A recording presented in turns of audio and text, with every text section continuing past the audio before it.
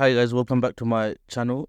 Today I want to talk about Cosmos and the ecosystem and also the potential airdrops. So before I get started, I just want to say nothing I say in my video is financial advice. Always do your own research. So as you guys know, Celestia and Cosmos is all the rage right now. We've seen Celestia start from about $2, 250 to around $15, $16. I can't even keep track to be honest with you. Cosmos has gone up. It hasn't performed as well, but it was a big market cap already. But the airdrops have been insane. I mean, Celestia started it off right. Even the base airdrop now is worth right, I think about $3,000, give or take. That's just the lowest amount you would have got. Like I think 225 or 250 tokens are worth $3,000. And then also recently we saw Dimension. So here you can see Dimension, their criteria, which is another, I would say it's a very reputable project. They also announced their criteria for their airdrop. They even included Solana, holding Solana as well, actually.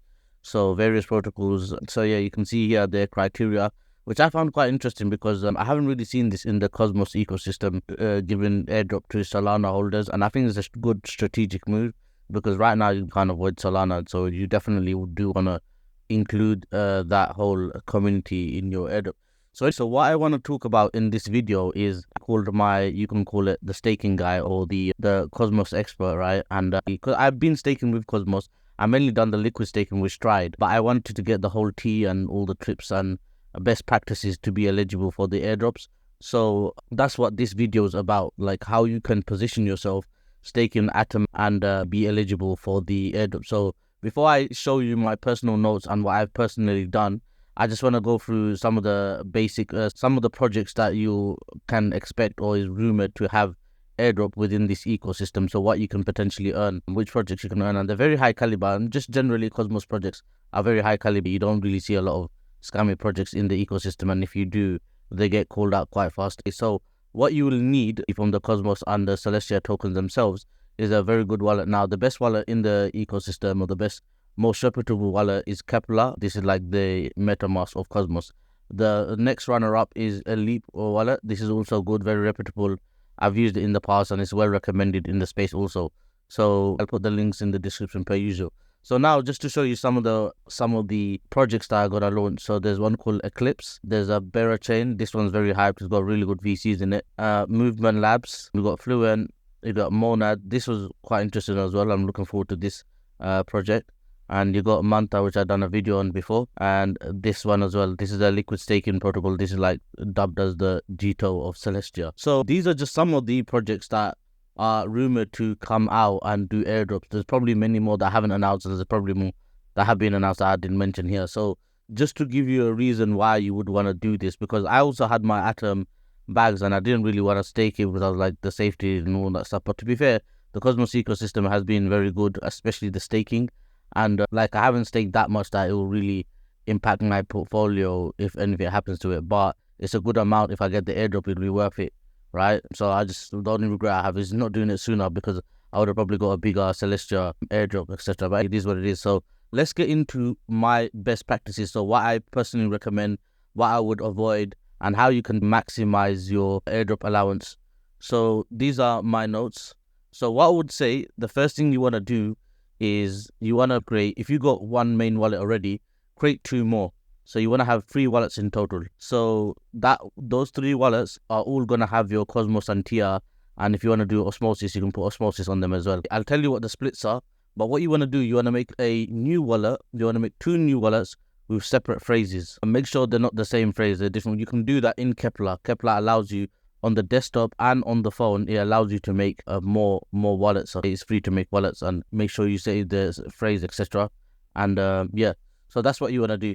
So then the next thing what you want to do, I've just written down the numbers based on, like, just to make it easy to understand. These are not exactly my numbers, but just so that it's easy to understand. Then what you want to do, so let's say you got your Cosmos or your TR from Osmosis or whatever you got it from, you want to send it to like an exchange, maybe Osmosis, or maybe somewhere that's like that can't trace it to your funds. So from your main wallet, you want to send it to like Binance or maybe KuCoin, and then whatever you're gonna keep in your main wallet, keep that, and then send the rest. So for example, if you're gonna split it up as in 100, I'm gonna talk about the split later, but just to let you know, like, so let's say you got 100 tokens, you're gonna keep 70 in the main wallet, and then do 15 tokens for the other 2 wallets. So that 30 tokens, send it to the exchange, and then send 15 to the new 2 wallets. So that's the kind of split you can do. I'm going to talk about the split later, but that's roughly the gist of these new wallets. Why you want to do new wallets, I'll talk about that later as well.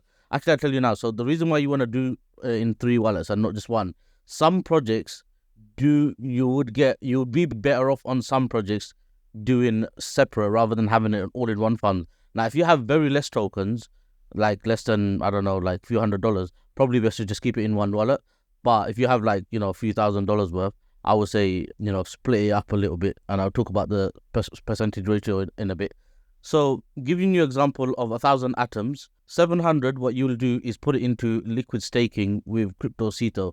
Now, CryptoCito is a YouTuber. He's a validator also. You can choose whichever validator you want. I personally chose CryptoCito because he's a community guy. He does a lot for the ecosystem. He does a lot for the Cosmos ecosystem. And I personally know firsthand how hard it is to do all this, like YouTube and helping people out, etc. So I do think it's well worth supporting. And he represents the community, right? So I don't think any airdrop will exclude him, because there are certain validators that you do want to avoid, and I'll talk about that more later. But CryptoCito, there's very literally, if they don't give it to him, the project's gonna get funded to death. But he's like the guy that represents the community. He's not a company or an exchange or anything like that. He's a literal YouTuber that represents the community, and he's very well regarded in the space. So I will put my bulk, and I have put my bulk of my staking with Cito. Then the next one I'll do. All of these are liquid staking, by the way. What that means is it will take 21 days to unstake your token. So if you want to sell your tokens today, you can't do that. You can unstake it. It will take 21 days. Then you can sell your tokens. So that's what illiquid means. Yeah, it means you can't move it around. You can't unstake it and then sell it straight away. So that they do that for security purposes. Cosmos does that. TIA does that as well. So the next 150 tokens, I'll put that with any other validator. I personally chose Stake with Us because I know some of the team members. I'm in private chat with them, and they've been good in the past. I haven't had any issues, etc. Just because I know that I can DM them on Twitter, etc. So Telegram. That's why I have that safety net. But you can choose whoever you feel like.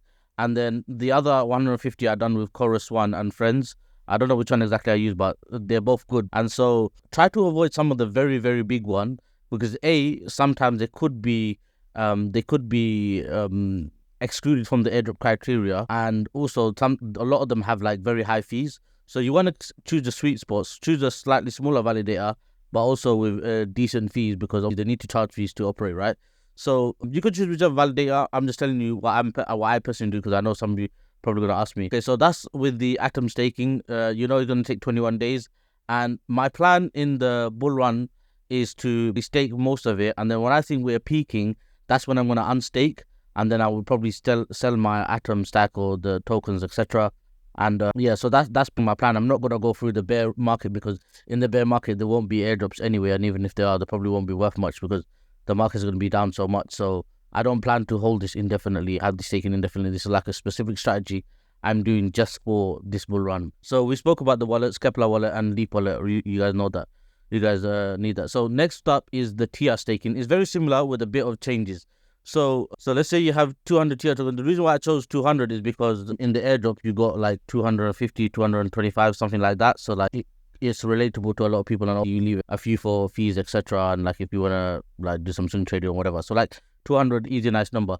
So what I would do with 200, 150, I'll do the main staking with CryptoCito again. Like I said, he's a very good validator. He hasn't had any issues. He represents the community, does a lot of work for the Cosmos ecosystem, and I highly doubt any project will exclude him in an airdrop. So that's why I think it's a safe play. And then 20, I will do with Milky Way. So Milky Way is a new project that's doing liquid staking. They're like the G2 of Celestia ecosystem.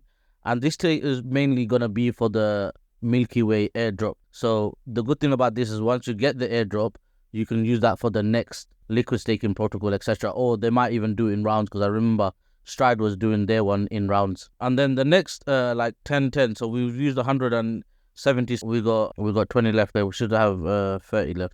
But you get the idea. 15. This is supposed to be 15, and I'll choose 2 other validators. There'll be liquid staking as well, which means they'll take 21 days to stake.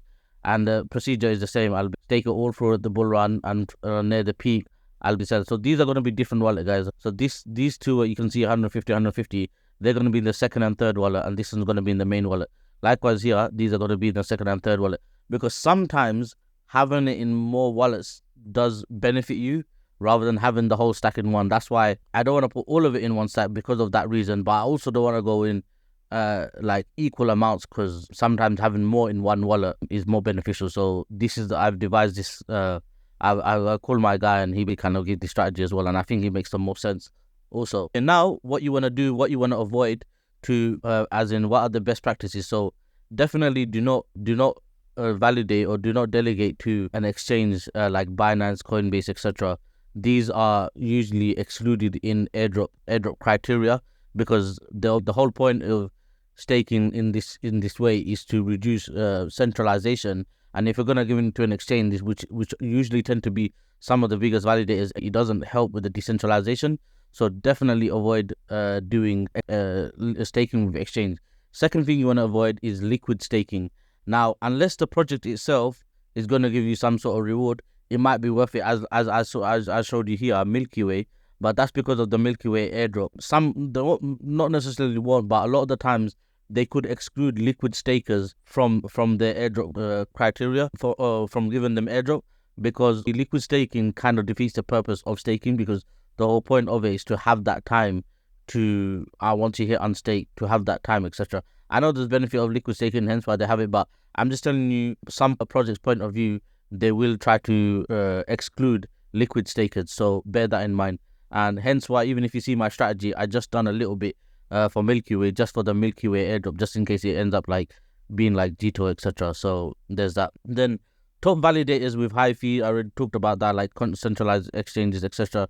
You just want to avoid them. Sometimes they have high fee because, you know, they're so big and it kind of justifies it. I have seen some very good reputable ones have slightly higher fees, but if you can, try to avoid them, but it's not a hard and fast rule. And then the wallets, just to make sure that you don't make a mistake. So the wallets, make sure when you make the new wallet in Kepler, they have different phrases. Don't have the same phrase, because projects could assume you're a bot or something if you have the same. This is just to make it more look like you have a separate person. So don't do that. So what you do, send from the main wallet to an exchange, etc. And then from the exchange, send it to your other two wallets in separate transactions. Don't send it from the first wallet, because in Cosmos, there's probably not a lot of airdrop farming, etc. But in Ethereum ecosystem, there's a lot. And that's one of the mistakes people make. And then once protocol realizes that you're connecting the wallets, they're just going to like consider you as a bot, and they might not give you the airdrop at all, or they might just give it to one wallet. So this is a good way to make it like separate your funds without looking like you're one person with like a lot of wallets or farming, etc. And in terms of a minimum amount of tokens, guys, so a lot of people, there's a lot of threads that say, you know, make sure you're doing a minimum of this token and that token. What I say is just do what you're comfortable can do, because not everyone has the same budget, but the ratio is around 30-40 TR, 30-40% Atom, and then the rest is like Osmosis Inch, maybe. Could I notice a lot of people, no one talking about Juno, getting airdrop for Juno, but I don't know, they might have his time again or whatnot. But it seems like TR and Atom is the way to go. Maybe some Osmosis, but yeah, just do what you can afford. If you can only do like 5 atoms or 5 tiers, etc., you know, you do what you can do. But this is the ratio, so you can split your funds up. Pro tip I'll give is stay active with the socials. So follow them, follow all the projects that I've mentioned in their social media, and any upcoming project, follow them, follow their social media, follow their Discord, because a lot of the times they kind of leak, or they kind of tell you indirectly what the airdrop criteria might be or when they're going to do it, etc. So you can tweak your position accordingly to maximize your airdrop allowance. And then also liquid stake tokens, what you can do is rotate them. So for example, the way I get the Milky Way airdrop, I can potentially use that tier for another liquid staking protocol. So you can have that little bit of fun for different liquid staking protocols or some liquid opportunities. And that's about it, guys. So those are the best practices that will help you out maximize your chances and your allowances in the ecosystem. As you can see, there's so many good quality ones just around the corner, and I think they're just gonna start raining. I mean, we've already seen, I already done videos as well, but we've already seen this year like 2-3 airdrops, but I think it's just getting started. And it makes sense, because in the bull market, projects do want to launch. They've probably been waiting for 1-2 years for the right time, and this is no doubt the right time. So position yourself, and hopefully this should allow you to get many airdrops in the ecosystem, many good quality airdrops in the ecosystem.